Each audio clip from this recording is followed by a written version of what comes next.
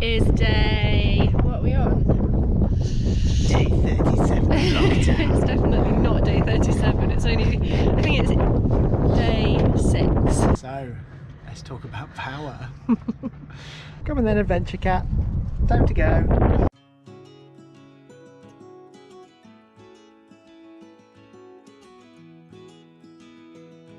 Hi guys, welcome back to another episode of To Get Lost. Last week we had a few rather dramatic events back to back. You can go check it out now if you haven't already. The week ended with a lockdown announcement and we found we weren't able to leave the anchorage of Lackey and were only allowed to shore for half an hour a day for food shopping or to walk the dog. Or in our case, Tiny Cat. It ended up being more of a challenge than we thought it would be for various reasons.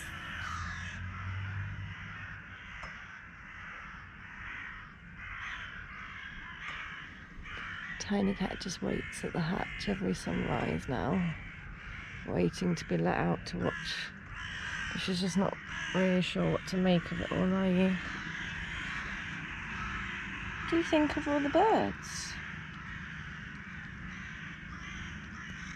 What do you think of the birds? I think she's a bit scared of them.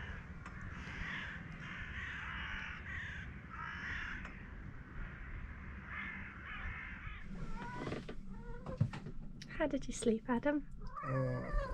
Really well, actually. Oh, hi, beautiful girl. Hi. Wait. She's like, boats that way, guys. This is where. Yeah, I don't like that, do we? Girl, stay away from the edge. Come on then, Adventure Cat. Time to go.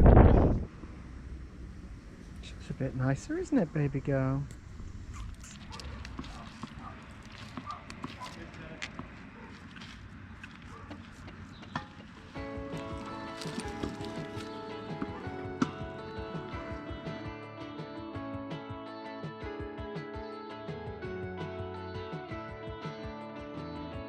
I spend most of my time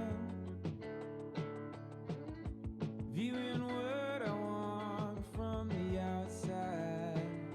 I comb it over like this.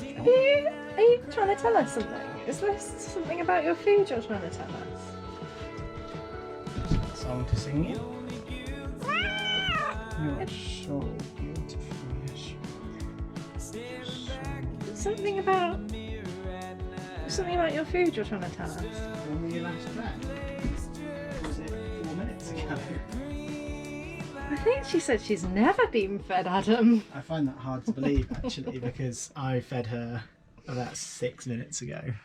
You fed her 6 minutes ago. Yeah. Did you hear that, Tiny? Small?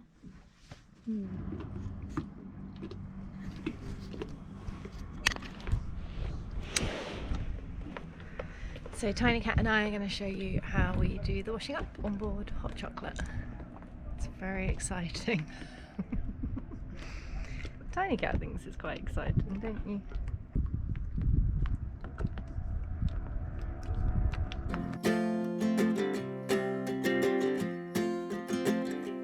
We got time on our side. We're in a state of hope. I need you on my fire. I want you to know that every time you're away. Are you happy there, Schmoz? She was cold, so I put her in my hoodie, and then she decided she was hungry For your hand? for my hand. Oh, baby.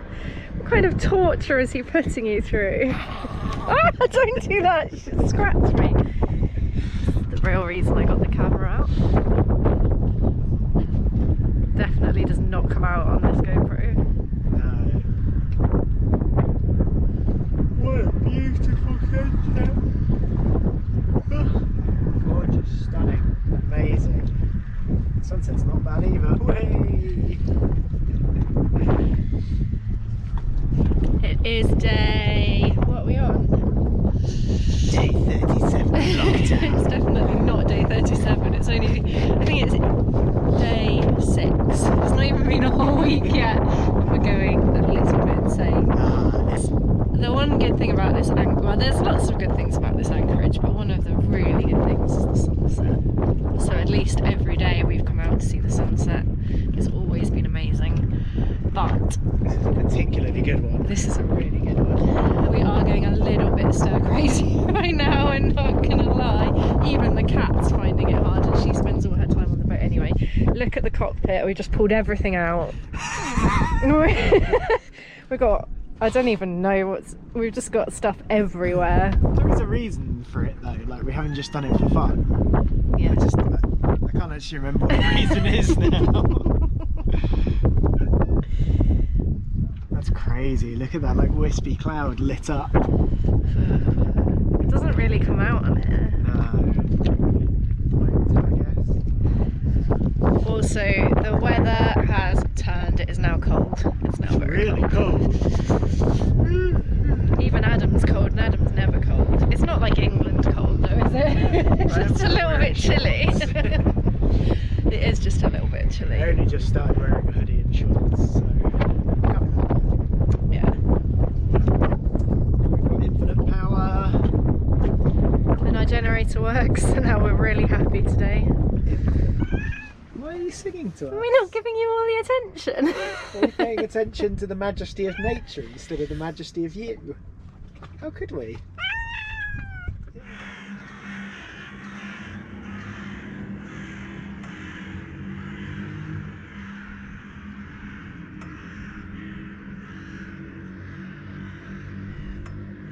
So, let's talk about power.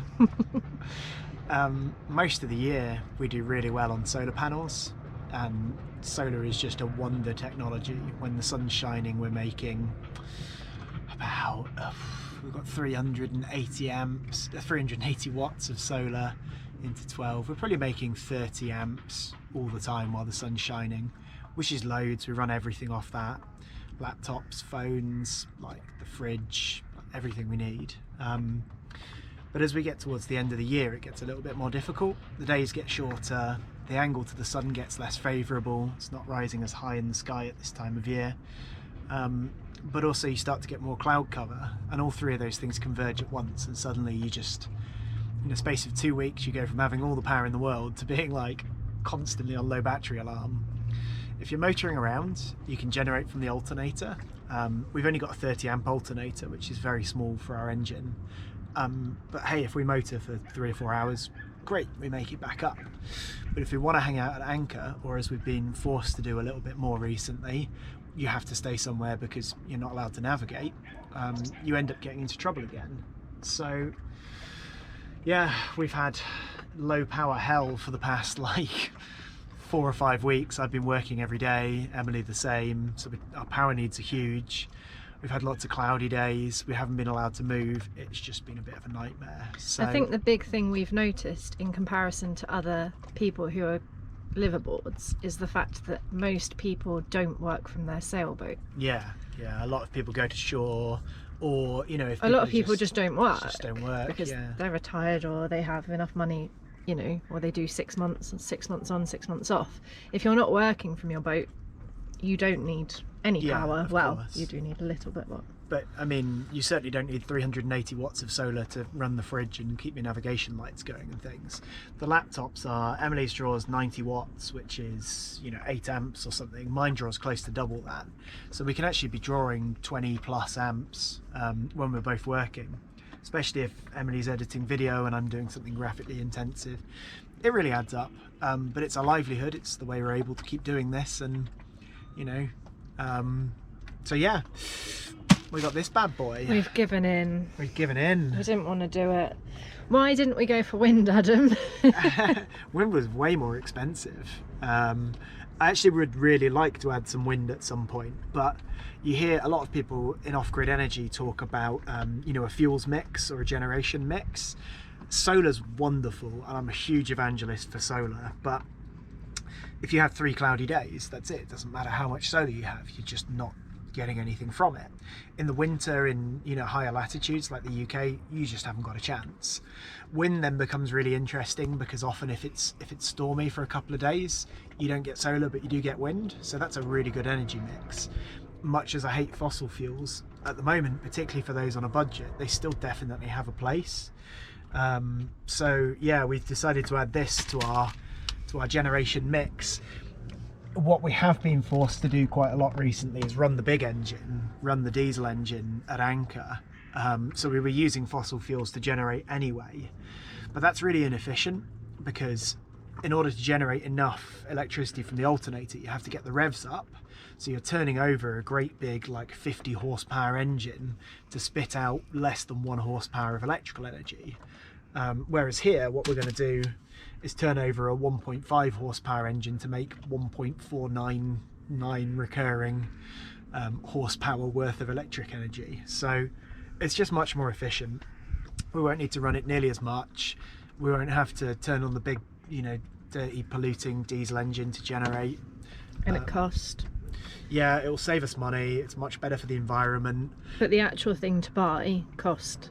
Oh, like, it was quite expensive. 500 and something plus delivery. So, like, the same as 2 tanks of diesel, basically, in the end. And how much was a wind generator? Oh, yeah, God, insane.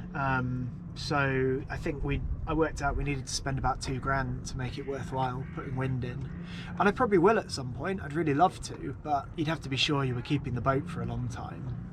I think the next thing we would upgrade is probably a touch more solar, if we can figure out where to put it, because it's just wonderful for most of the year, and more storage, because we need to smooth the peaks and troughs. We're constantly generating more than we can use, and then dumping all of our charging power as heat. And then it gets to the evening time, sun's gone down, and our batteries can't see us through the night. So I'd love to increase the size of the battery bank. A larger battery bank is more efficient for a bunch of reasons as well.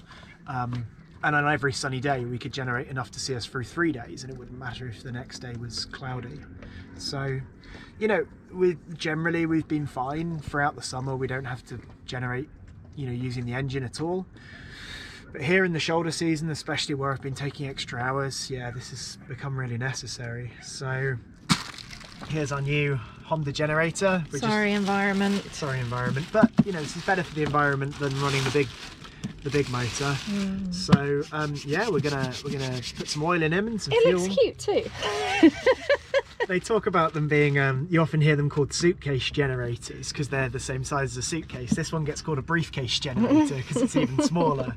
It's like a trunky, isn't it? The ones the kids ride on. We thought this would be actually really useful if we ever wanted to try out van life or something like that. Most vans have got Jennies, yeah, if they're expecting to work the whole time, because you can't even fit that much solar on a van. So unless they're driving somewhere every day, again, it's just really good to have that mix of generation sources. And this is not introducing petrol to our mix, but replacing our big polluting diesel in that generation mix. So yeah, we're going to try and get a sun setting, but I'm going to try and knock up a EU Shucko cable in time to plug this in today. Very safely, please. Very safely. So yeah, it's going to be good. What do you think of our energy tiny cat? That's an interesting insight. It's been a very good croissant.